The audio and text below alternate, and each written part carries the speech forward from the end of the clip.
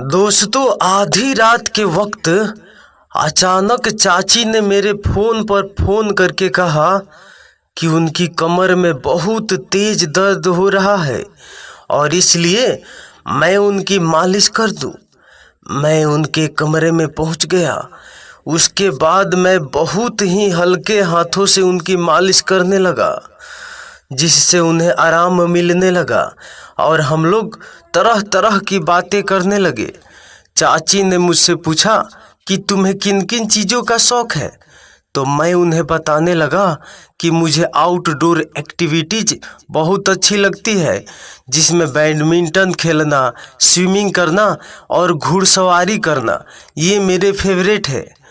मैंने चाची से पूछा कि और आपको क्या क्या पसंद है, तो वह मुझे भी अपनी पसंद नापसंद बताने लगी। फिर वह अचानक ही उठकर बैठ गई और मुझसे बोली कि घुड़सवारी तो मुझे भी पसंद है।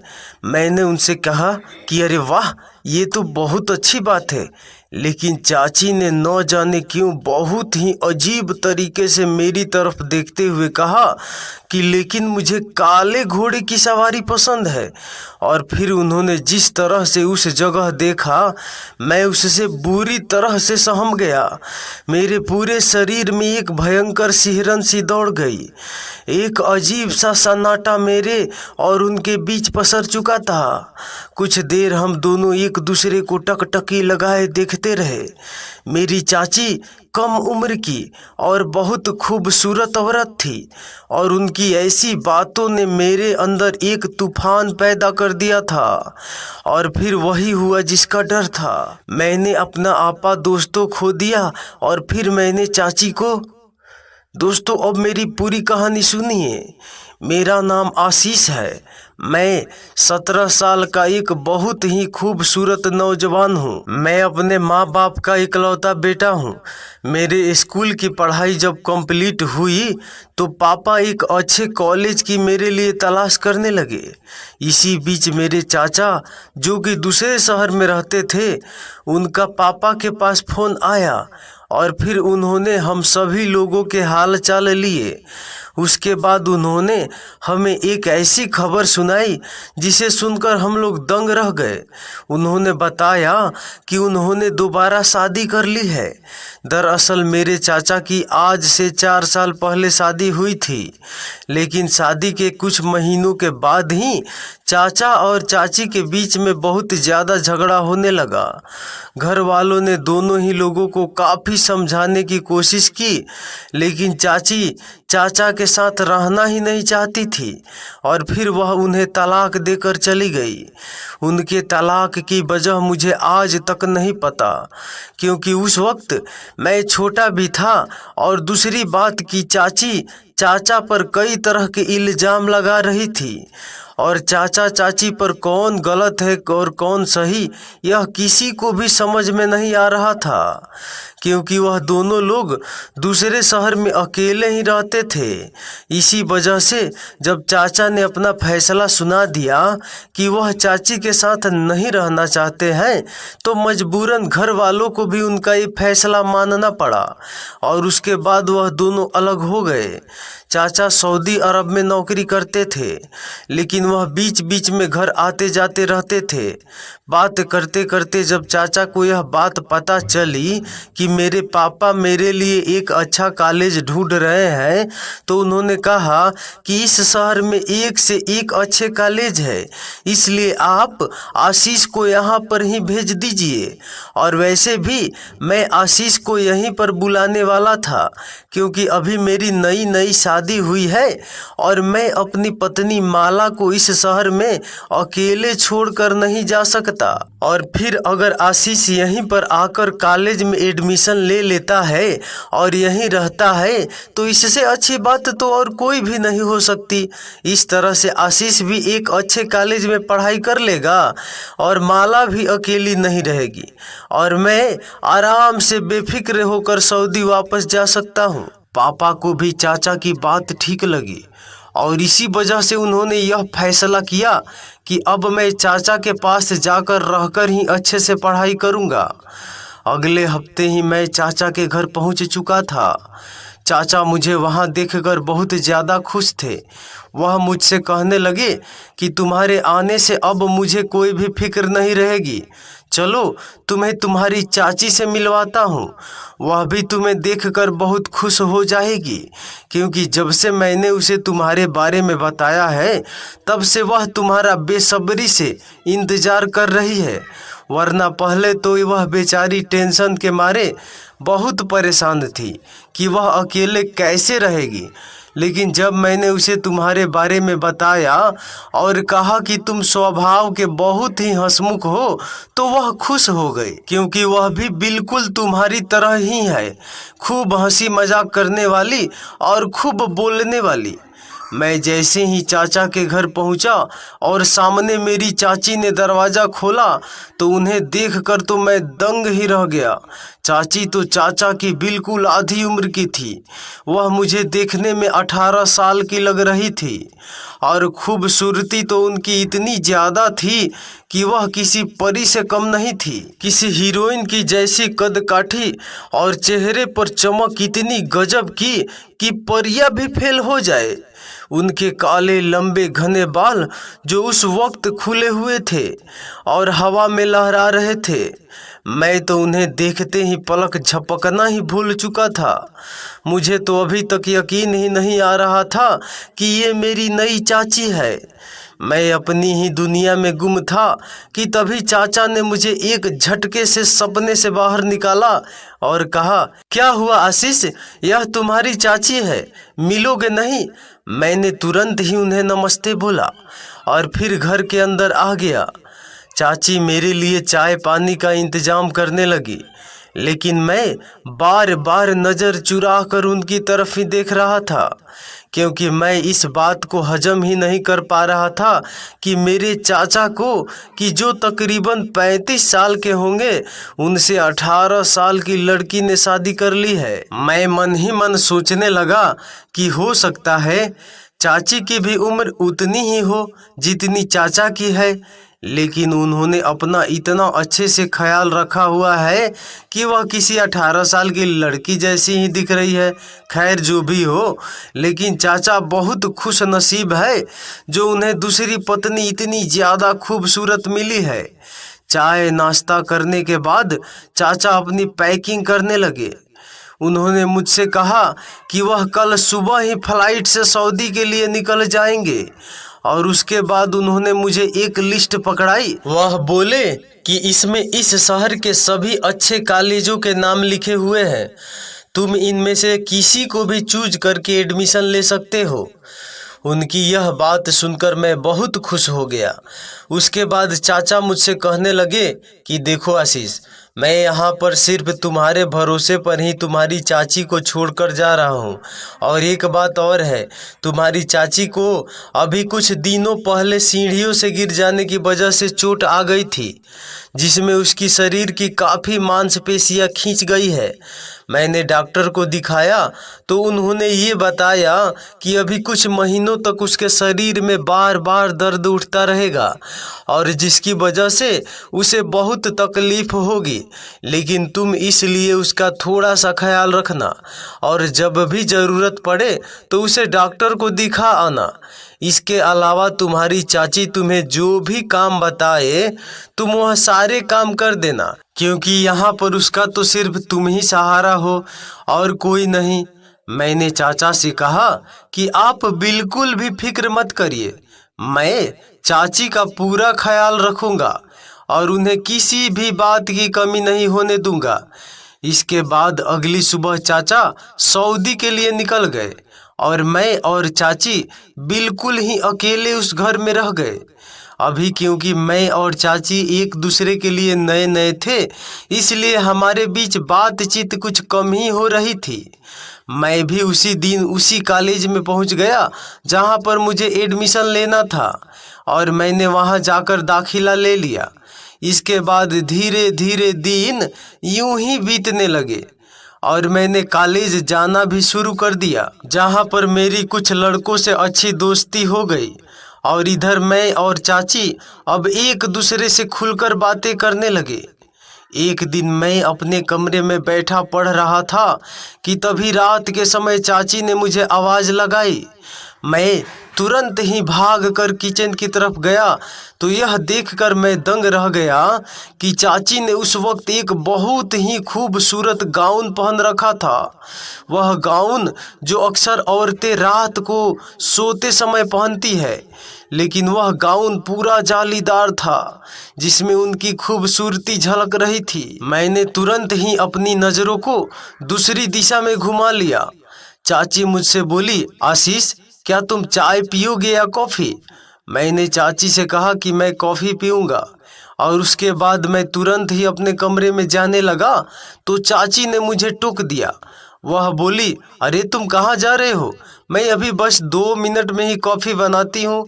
उसके बाद हम दोनों लोग छत पर चलकर कॉफ़ी पिएंगे। बाहर बहुत अच्छी हवा चल रही है। छत पर ठंडी हवा में टहलते हुए कॉफ़ी पीने का मज़ा कुछ और ही होता है। चाची की बात सुनकर मैं थोड़ा टेंशन में आ गया, क्योंकि इस वक्त मैं समझ रहा था कि मेरे मन में किस तरह की भावनाएं आ रही है और यह सब मुझे बिल्कुल भी ठीक नहीं लग रहा था। इसलिए मैंने उन्हें बहाना बना दिया कि आप अकेले ही छत पर चले जाइए, क्योंकि मैं इस वक्त पढ़ रहा हूँ। इतना कहकर मैं उनकी बात सुने बिना वापस अपने कमरे में आ गया। थोड़ी देर के बाद चाची मेरे लिए कॉफ़ी का मग कमरे में ही ले आई, लेकिन वह जैसे ही मुझे कॉफ़ी देने लगी कि तभी थोड़ा सा कॉफ़ी मेरे ऊपर ही गिर गई, जिससे वह घबरा गई और उसको पोंछने लगी। पर उन्होंने जब यह सब किया तो एक बार फिर से मेरे पूरे शरीर में सिहरन दौड़ गई। मैं तुरंत ही उठकर पीछे हट गया। मैंने उनसे कहा कि आप फिक्र मत करिए, मुझे कुछ भी नहीं हुआ है, आप आराम से जाकर सो जाइए। और मैं तुरंत ही बाथरूम में चला गया। मैंने खुद को समझाया कि वह मेरी चाची है, भले ही उनकी उम्र कम ही क्यों न हो, लेकिन वह मेरी माँ समान है और मुझे अपने मन में किसी भी तरह का कोई विचार नहीं लाना चाहिए। इसके बाद एक दिन चाची और मैं शॉपिंग पर गए। वहाँ पर मैंने अपने लिए भी कुछ कपड़े लिए और चाची ने भी। और उस दिन मुझे पता चला कि चाची की उम्र सच में 18 साल की है। मैंने बातों ही बातों में उनसे पूछ लिया कि आपको चाचा कहाँ मिले, तो वह कहने लगी कि दरअसल तुम्हारे चाचा ने मेरी जान बचाई थी। एक दिन मेरा एक्सीडेंट हो गया था और तुम्हारे चाचा ही मुझे हॉस्पिटल लेकर गए और फिर वहीं से हमारी मुलाकातें धीरे धीरे आगे बढ़ने लगी।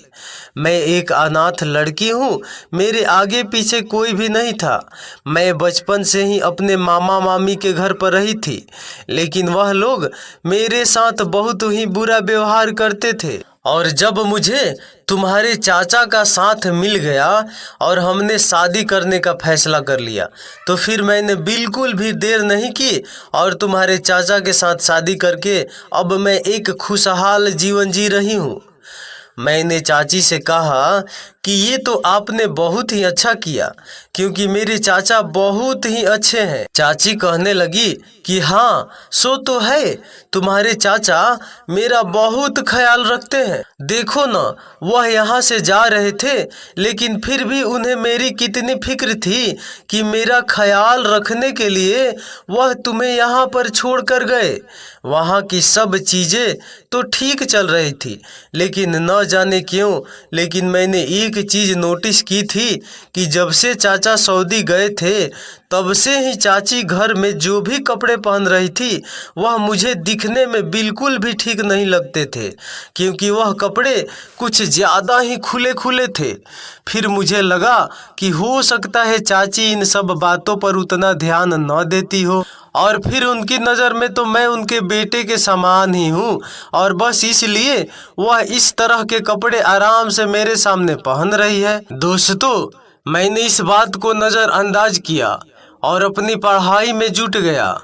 इधर मेरे कॉलेज में प्रैक्टिकल शुरू हो गए थे, जिसमें मुझे अपने दोस्तों के साथ प्रोजेक्ट तैयार करने को दिए गए, जिसकी वजह से मेरे दोस्त ने डिसाइड किया कि वह मेरे घर पर आकर प्रोजेक्ट को तैयार करेगा, क्योंकि उसका परिवार काफ़ी बड़ा था और वह अपने घर में प्रोजेक्ट को आराम से तैयार भी नहीं कर सकता था, क्योंकि उसके घर में हर वक्त बहुत ज़्यादा शोर होता रहता था। और मेरे घर पर तो सिर्फ चाची ही थी और कोई छोटा बच्चा भी नहीं था जो हमें डिस्टर्ब करता। इसी वजह से मेरा दोस्त अमन प्रोजेक्ट के सिलसिले में हर रोज कॉलेज के बाद मेरे साथ घर आने लगा और फिर धीरे धीरे उसकी भी चाची से दोस्ती हो गई। चाची भी हमारे प्रोजेक्ट में हमारी मदद करने लगी।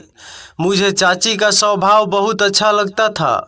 मेरा दोस्त जब भी घर आता तो चाची उसके लिए बहुत अच्छा नाश्ता बनाकर तैयार करती, जिससे वह चाची की बहुत तारीफ करता था कि तुम्हारी चाची तो कहीं से भी तुम्हारे साथ या मेरे साथ भेदभाव वाला व्यवहार नहीं करती है, बल्कि अब तो ऐसा लगता है कि वह तुम्हारी चाची नहीं बल्कि हमारे कॉलेज की कोई दोस्त हो। बातों ही बातों में मेरे दोस्त ने चाची से पूछा कि आपने कहाँ तक पढ़ाई की है। यह बात सुनकर चाची का चेहरा उतर गया। उनके उदास चेहरे को देखकर हम पूछने लगे कि क्या हुआ, तो उन्होंने बताया कि उनके मामा मामी ने तो उन्हें मुश्किल से 12वीं कक्षा पास करने को दी। उसके बाद तो उन्होंने साफ इनकार कर दिया कि वह उनकी पढ़ाई पर पैसे खर्च नहीं कर सकते, और इसी वजह से वह चाहते हुए भी आगे की पढ़ाई जारी नहीं रख पाई। मैंने चाची से कहा कि लेकिन अब तो आपके साथ ऐसा कुछ भी नहीं है, अभी तो आपकी कोई खास उम्र भी नहीं है, इसलिए आप चाहे तो अपनी पढ़ाई को दोबारा शुरू कर सकती है। और मुझे नहीं लगता कि चाचा इन सब चीज़ों के लिए मना करेंगे, इसलिए आप एक काम करिए, मेरे कॉलेज में एडमिशन ले लीजिए। यह सुनकर मेरा दोस्त भी बहुत खुश हो गया। वह कहने लगा कि हाँ, आप भी वहीं पर आ जाइए, फिर हम तीनों लोग खूब मस्ती करेंगे और जमकर पढ़ाई भी करेंगे। चाची मुस्कुराते हुए कहने लगी कि मैं बिल्कुल ऐसा करती, लेकिन क्योंकि अभी मुझे कुछ दिनों पहले ही चोट लगी हुई है, जिसकी वजह से मुझे कई बार अचानक से शरीर में दर्द उठने लगता है, इसलिए मैं हर रोज फिलहाल तो कॉलेज नहीं जा सकती। और फिर अब मेरी शादी भी हो गई है तो मुझे अपनी गृहस्थी भी देखनी है, और आगे मेरे बच्चे होंगे तो फिर मैं कॉलेज के साथ साथ बच्चों को कैसे मैनेज करूंगी। हर रोज कॉलेज जाना मेरे बस की बात नहीं हो सकती। उनकी यह बात सुनकर मैं और मेरा दोस्त दोनों ही सोच में पड़ गए। मैंने चाची से कहा कि तो फिर आप एक काम करिए, आप डिस्टेंस लर्निंग का सहारा लीजिए। ऐसे बहुत से कॉलेज है जिनमें आप एडमिशन लेकर घर बैठे ही अपनी पढ़ाई जारी रख सकती है। मेरी यह बात सुनकर चाची और अमन दोनों के ही चेहरे पर चमक आ गई। वह कहने लगे कि अरे वाह, ये आइडिया तो तुमने बहुत अच्छा दिया। और फिर हम लोग तुरंत ही चाची के लिए एक अच्छा कॉलेज ढूंढने लगे, और कुछ देर के बाद ही हमने कॉलेज को फाइनल भी कर दिया। दोस्तों, लेकिन चाची ने कहा कि ये सब करने से पहले मैं तुम्हारे चाचा की इजाज़त ले लूं, और उसके बाद ही मैं एडमिशन लूँगी। उसके बाद ये सारी बातें तय हो गई। अमन भी अपने घर चला गया। शाम को चाची ने चाचा से पूछा तो चाचा ने भी खुशी खुशी हाँ कह दिया। चाची पढ़ाई को लेकर बहुत खुश थी।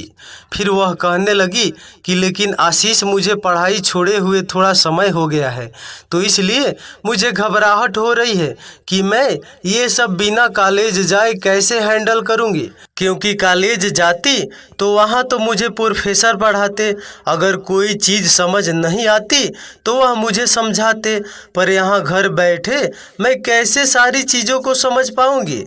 मैंने चाची से कहा कि अरे बस इतनी सी बात है, आप इसकी बिल्कुल भी फिक्र मत करिए। आपकी पढ़ाई में मैं आपकी पूरी मदद करूंगा। आपको जब भी किसी भी चीज़ में कुछ भी समझ न आए तो आप बेझिझक किसी भी वक्त मुझसे पूछ लीजिएगा।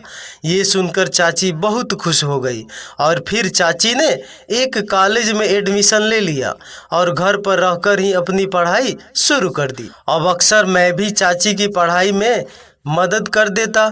और अमन भी, हम तीनों लोग कई बार बाहर घूमने के लिए भी चले जाते, कभी डिनर पर जाते तो कभी किसी शॉपिंग मॉल में।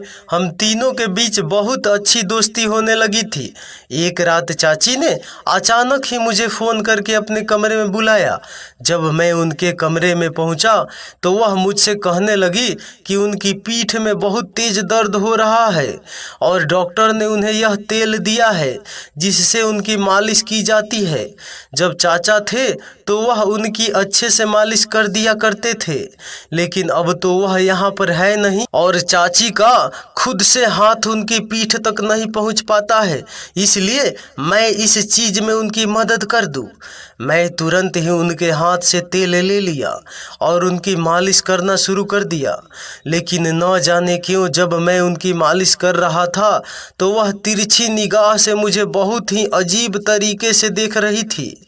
मैंने इसीलिए फटाफट से उनकी मालिश की और फिर बहाना बना दिया कि मुझे बहुत तेज नींद आ रही है, इसलिए मैं सोने के लिए जा रहा हूँ। इतना कहकर मैं तुरंत ही उठकर वापस अपने कमरे में आ गया। धीरे धीरे अब मैं नोटिस कर रहा था कि चाची मुझसे अपना हर छोटा मोटा काम करवाती, जैसे कभी कहीं जा रही होती तो कभी अपना मंगलसूत्र या नेकलेस मुझसे ही पीछे बांधने के लिए कहती, कभी मुझसे अपनी साड़ी का पल्लू बंधवाती तो कभी कुछ। वैसे इन सब चीज़ों में कोई खराबी नहीं थी, क्योंकि अगर मैं वहाँ था तो उनकी मदद मैं कर ही सकता था, लेकिन वह मुझसे जो भी काम करवाती उस वक्त वह मेरे करीब आने की भी कोशिश करती और मुझे अजीब तरह से देखा करती, जिससे मुझे बहुत घबराहट होने लगी थी और उन पर शक होने लगा था कि कहीं चाची के मन में कुछ और ही तो नहीं चल रहा है। इसी वजह से मैं अब उनसे दूरी बनाने लगा और बहुत ही कम बात करने लगा।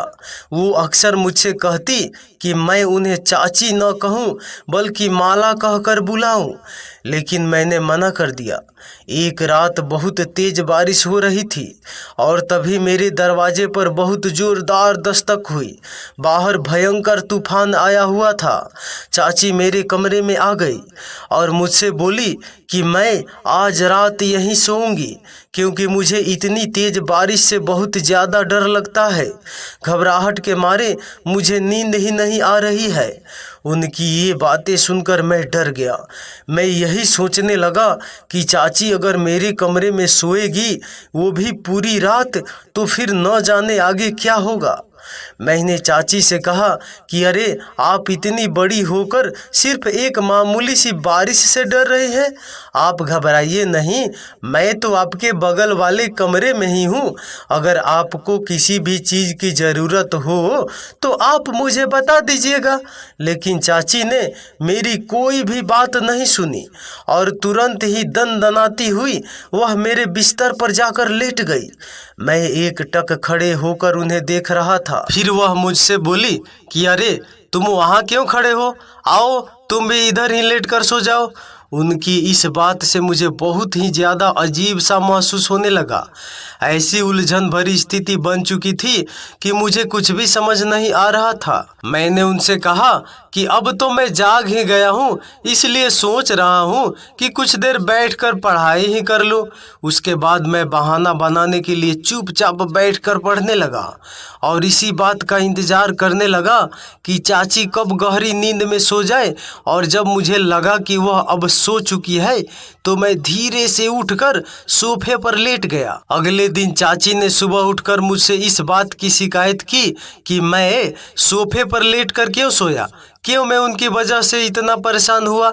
वह बहुत ही ज़्यादा फिक्र जताने लगी कि मैं तो ठीक से सो भी नहीं पाया होगा। लेकिन दोस्तों, मैंने उनसे कहा कि ऐसा कुछ भी नहीं है।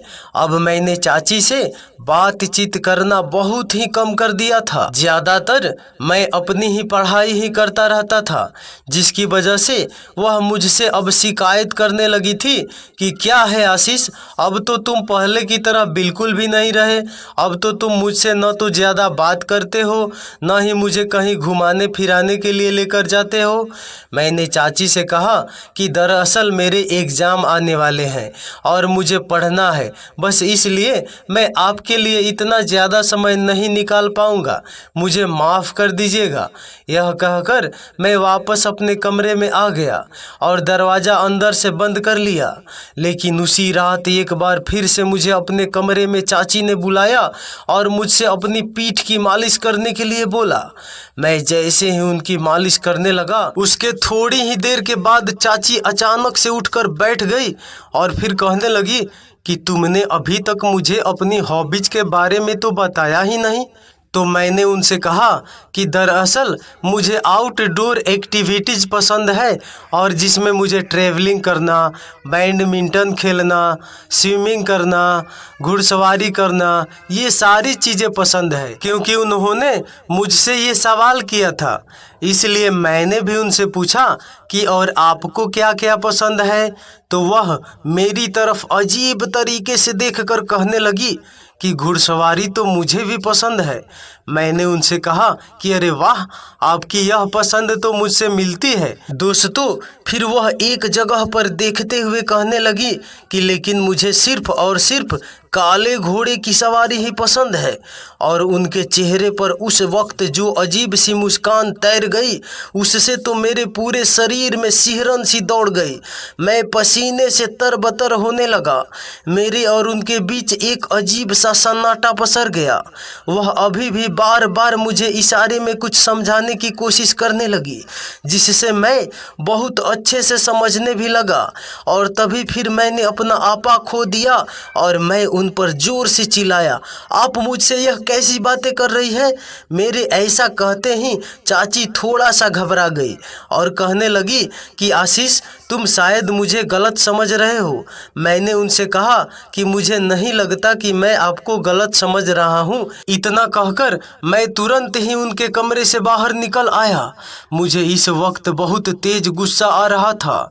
मुझे समझ नहीं आ रहा था कि चाची ने मुझसे इस तरह की बात क्यों की और मुझे इस तरह से इशारा क्यों किया। अब मुझे चाची की हरकतें कुछ ठीक नहीं लग रही थी। उस दिन के बाद से तो मैंने चाची से और भी ज़्यादा बात करनी बंद कर दी। हालांकि उन्होंने मुझे मनाने की बहुत कोशिश की और मुझे बार बार यह समझाने लगी कि वह ऐसी कोई भी बात नहीं कर रही थी, पर फिर भी मैंने उनसे झूठा दिखावा कर दिया कि ठीक है, मैंने उनकी बात मान ली है और उन्हें माफ़ कर दिया है। दोस्तों, एक दिन कॉलेज में अचानक ही मेरी थोड़ी तबीयत खराब हुई और जब मैं जल्दी घर वापस लौट आया तो यह देखकर दंग रह गया कि चाची के कमरे से मेरे दोस्त अमन के हंसने की आवाज़ें आ रही थी। अमन ने तो कहा था कि आज उसे अपनी माँ को अस्पताल में लेकर जाना है, लेकिन वह तो यहाँ पर अकेले चाची के साथ क्या कर रहा था। मुझे चाची पर तो पहले से ही शक था, लेकिन मेरा दोस्त अमन भी मुझसे झूठ बोलकर यहाँ आ रहा है, इस बात का तो मैं अंदाजा भी नहीं लगा सकता था। अभी मैं चुपचाप खड़ा होकर उनकी बातें सुनने लगा। वह दोनों मेरा ही मजाक उड़ा रहे थे। चाची कहने लगी कि तुम्हारा दोस्त आशीष तो एक नंबर का डरपोक है। मैंने तो उसे न जाने कितनी बार इशारा किया, लेकिन मुझे तो लगता है कि उसमें आदमियों वाली कोई बात ही नहीं है और इसलिए वह हर वक्त मुझसे छुपा छुपा घूमता है। लेकिन सच कहूँ, मुझे तो तुम में एक असली मर्दों वाली बात नजर आती है। इस बात पर आशीष बहुत खुश हो गया और कहने लगा कि अरे आप उस आशीष को छोड़िए, वह तो बड़ा ही दब्बू किस्म का इंसान है और मेरे साथ खुश रहिए। और उसके बाद उन दोनों ने जो किया उसे देखकर तो मैं दंग रह गया। जिस चीज पर सिर्फ और सिर्फ मेरे चाचा का हक था, वह इस वक्त सिर्फ अमन को मिल रहा था। ये सब कुछ मुझसे देखा ही नहीं जा रहा था, इसलिए मैं तुरंत ही वहां से निकल आया। और एक पार्क में जाकर बैठ गया। मेरी आंखों के सामने अभी भी वह नज़ारा घूम रहा था और मुझे रह रह कर बहुत ही गुस्सा आ रहा था। मैंने फैसला कर लिया था कि अब मैं चाची के चेहरे से ये पर्दा उठा कर ही रहूँगा। वह मेरे चाचा को धोखा दे रही थी और मैं ऐसा बिल्कुल भी नहीं होने दे सकता था, और इसलिए मैंने तुरंत ही फ़ोन करके चाचा को चाची की एक एक हरकत के बारे में सब कुछ बता दिया। चाचा भी गुस्से में बुरी तरह से बौखला गए और उन्होंने इमरजेंसी में अपनी टिकट कर ली और मुझसे कहा कि वह 3 दिन के बाद इंडिया वापस आ रहे हैं। इधर मैं भी 3 दिन तक बिल्कुल खामोश रहा था कि चाची को जरा सी भी इस बात की भनक न लगे कि मैं उनकी सच्चाई जान गया हूँ। 3 दिन के बाद चाचा जैसे ही घर लौट कर आए, उन्होंने तुरंत ही आकर चाची के गाल पर एक जोरदार तमाचा मारा। चाची को कुछ भी समझ में नहीं आ रहा था कि आखिर उनके साथ अचानक से ये क्या हुआ। वह कहने लगी कि आप एक तो अचानक आ गए और फिर आप मेरे साथ ये क्या कर रहे हैं। चाचा कहने लगे कि तुम्हारी हिम्मत कैसे हुई आशीष के दोस्त के साथ वह सब करने की। चाचा के मुंह से यह बात सुनकर चाची के तो होश ही उड़ चुके थे। वह बुरी तरह से चाचा के आगे रो रो कर गिड़गिड़ाने लगी और कहने लगी कि मुझे माफ़ कर दीजिए, मैं भी क्या करती, मेरे सामने और कोई भी चारा नहीं था। चाचा ने कहा कि लेकिन जब मैं तुमसे कह कर गया था कि तुम्हें ये सब आशीष के साथ करना है, तो फिर तुम उसके दोस्त के साथ आखिर क्यों? मैंने तुम्हें सिर्फ आशीष तक की हद दी थी। चाचा के मुंह से यह बात सुनकर मेरे तो पैरों तले जमीन निकल गई। मुझे तो समझ ही नहीं आ रहा था कि आखिर ये सब यहाँ हो क्या रहा है। चाचा कहने लगी कि वैसे तो तुम बहुत लंबी लंबी फेंकती थी कि तुम इतनी खूबसूरत हो कि अच्छे अच्छों का ईमान डिगा दो, और तुम इस अदने से लड़के को अपने काबू में नहीं कर पाई। चाची कहने लगी कि मैंने तो न जाने कितनी कोशिश की, न जाने कितनी बार मैंने ऐसी ऐसी हरकतें की कि ये अपना होश खो बैठे, लेकिन ये न जाने किस मिट्टी का बना हुआ है। इसने तो मेरे करीब आने की जगह उल्टा मुझसे दूरियां ही बना ली थी। मैंने इसे कई बार समझाने की भी कोशिश की, लेकिन ये तो कुछ भी समझने को तैयार ही नहीं था। और फिर इसलिए मैंने सोचा कि जब यह मेरे काम नहीं आ सकता तो फिर मैं उसके दोस्त से ही अपना काम बनवा लेती हूँ। उन दोनों लोगों की यह बात सुनकर मुझे अचानक गुस्सा आया और मैंने चाचा से कहा कि आप ये कैसी बातें कर रहे हैं। इस पर चाचा मेरी तरफ गुस्से से पलटे और कहने लगे कि देख आशीष, तुझे मेरा यह काम करना ही पड़ेगा। हर हाल में तुझे मुझे एक बच्चा पैदा करके देना ही होगा, क्योंकि अगर ऐसा नहीं हुआ तो सबको पता चल जाएगा कि मैं एक बाज हूँ। मेरी पहली पत्नी भी मुझे इसी वजह से छोड़कर चली गई थी, क्योंकि मैं उसे एक बच्चा नहीं दे सकता था। लेकिन अब मैं अपनी दूसरी पत्नी को नहीं खोना चाहता और समाज में इस बात का रुतबा भी रखना चाहता हूँ कि मैं भी बच्चा पैदा करने के लायक हूँ। मैं एक नामर्द नहीं हूँ। जब पहली बार मेरा तलाक हुआ था तो मेरी पहली पत्नी ने मुझे इस बात को लेकर बहुत बदनाम कर दिया था और फिर हर कोई मुझे शक की नज़र से देखने लगा था। हर कोई मुझ पर उंगली उठा रहा था और मैं यह बर्दाश्त नहीं कर सकता। कोई भी मुझे नामर्द कहे, और इसी वजह से मैंने यह दूसरी शादी की ताकि दूसरों के दिमाग में जो ये शक का कीड़ा है उसे मैं पूरी तरह से ख़त्म कर सकूं। तुझे मेरे माथे पर लगा हुआ ये कलंक मिटाना ही होगा हर हाल में, वरना मेरी इज्जत खाक में मिल जाएगी और सबको पता चल जाएगा कि मैं एक नामर्द हूँ और बच्चा पैदा करने के काबिल नहीं हूँ। मैंने अपने इसी इरादे की वजह से तुझे यहाँ कॉलेज में एडमिशन लेने के लिए कहा था और इसलिए मैं तुझे तेरी चाची के साथ अकेला छोड़कर गया ताकि वो तुझे अपने जाल में फंसा सके और तुझसे मेरा वंश बढ़ाने वाला ले सके, क्योंकि मैं यही चाहता था कि मेरा जो वारिस हो वह इसी परिवार के किसी व्यक्ति से पैदा हो, और मुझे तुझसे बेहतर और कोई भी ऑप्शन नहीं लगा, क्योंकि तेरी और तेरी चाची की उम्र लगभग एक ही है, तो तुम दोनों के बीच ये चीज़ ज़्यादा आसानी से हो जाती, लेकिन तू पता नहीं किस मिट्टी का बना हुआ है। इसकी खूबसूरती पर तो हर कोई एक बार में ही फिदा हो जाता है, पर तू तो आज तक नहीं पिघला। दोस्तों, पहले तो चाचा मेरे सामने गिड़गिड़ाने लगे और मुझसे कहने लगे कि मैं उनका यह काम कर दूं, लेकिन मैंने साफ इनकार कर दिया। मैंने कहा कि आपकी इस गिरी हुई हरकत में मैं आपका बिल्कुल भी साथ नहीं दे सकता और इसी वजह से मैं अब यहाँ से जा रहा हूँ। इतना कहते ही मैं जैसे ही अपने कमरे की तरफ अपना सारा सामान समेटने को आगे बढ़ा कि तभी अचानक से किसी ने मेरे सर पर पीछे से जोरदार वार किया और मैं वहीं पर बेहोश हो गया। और जब मुझे होश आया तो मैं अपने कमरे में बिस्तर पर बंधा हुआ था और चाचा चाची मेरे सामने खड़े हुए थे। चाचा कहने लगे कि तुझे मेरा यह काम हर हाल में करना ही पड़ेगा, चाहे खुशी खुशी या फिर ज़बरदस्ती।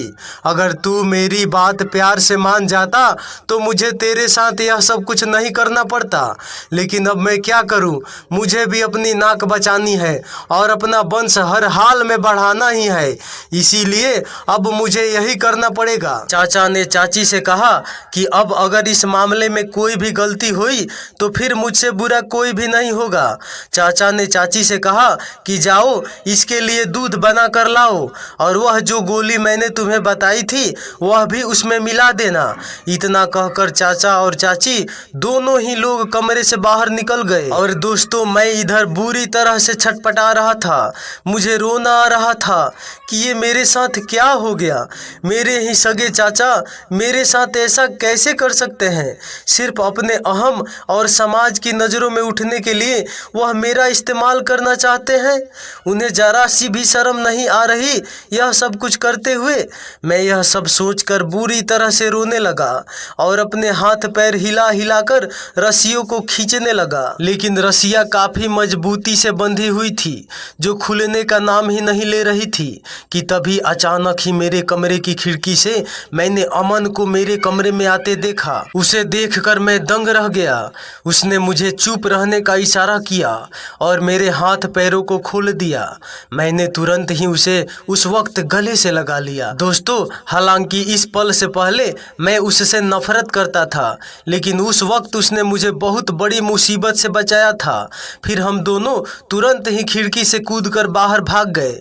मैं उसके साथ बाइक से एक पार्क में पहुंचा और वहां पहुंचकर मैंने चैन की सांस ली। लेकिन मैंने हैरानी से अमन की तरफ देखते हुए कहा कि तुम आखिर मेरे कमरे की खिड़की से अचानक कैसे आ गए? तब अमन ने बताया कि मैं तेरी चाची से मिलने के लिए आया था, लेकिन मुझे क्या पता था कि तेरे चाचा घर आ चुके हैं।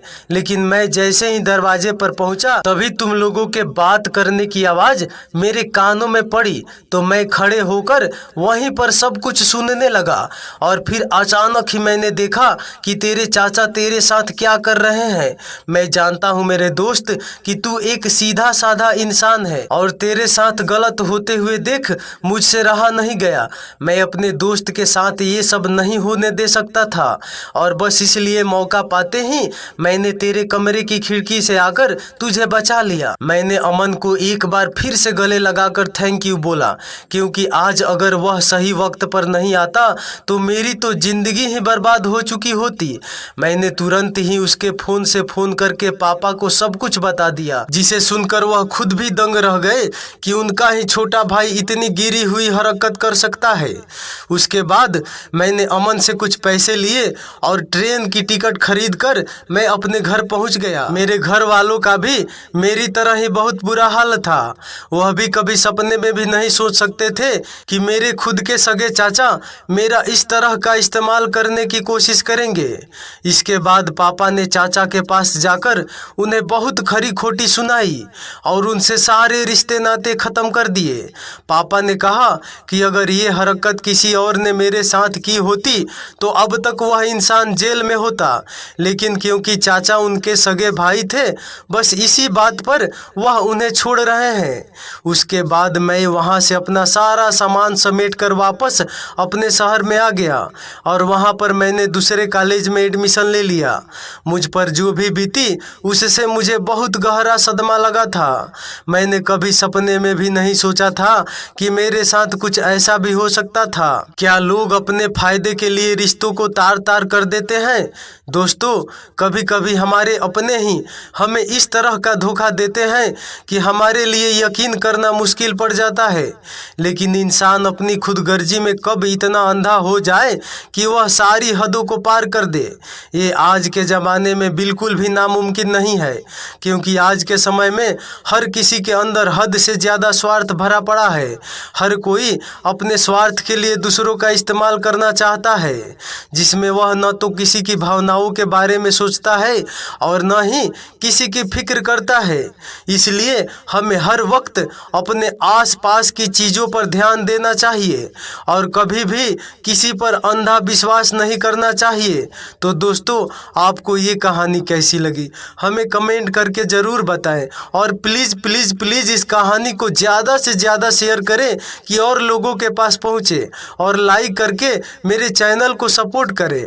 और दोस्तों, यह वीडियो बनाने में बहुत ज़्यादा मुझे मेहनत लगा है, तो ज़रूर एक लाइक कर देना यार, प्लीज़ एक लाइक कर दीजिए। तो चलिए अगले वीडियो मिलते हैं, तब तक धन्यवाद, bye bye, love you, Tata.